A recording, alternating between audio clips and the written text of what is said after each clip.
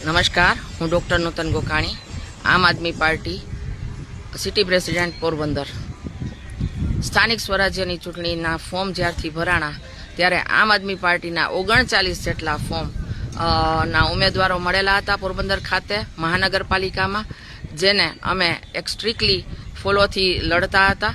અને ત્યારબાદ ફોર્મ ભરાઈ અને જ્યારે બધાનું નામ બહાર આવી ગયા ત્યારે એમના તરફથી તે દરેક કેન્ડિડેટ છે એમના ઘરે, એમના ફેમિલી દ્વારા અને તમામ દ્વારા પ્રેશર આપવામાં આવ્યું, માનસિક રીતે, લાગણીની રીતે, અને એક ડર બતાવવામાં આવ્યો કે તમે લોકોના ધંધા બંધ થઈ જશે, તમારે લોકોને આવું થશે, આવું થશે. એટલે આ રીતે તમામના મોરલ તોડવામાં આવ્યા અને જ્યાં પૈસા હોય તો પૈસાની ઓફર કરવામાં આવી.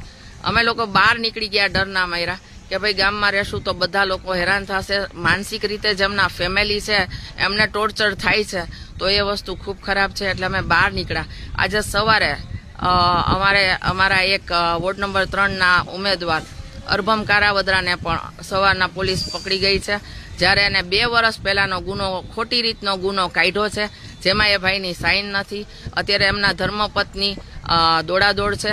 આ રીતે લોકશાહી જીવંત રાખવાની છે, આ રીતે લોકશાહી જીવંત રાખવાની છે કે તમારે કોઈ સામે પક્ષ જોતો જ નથી.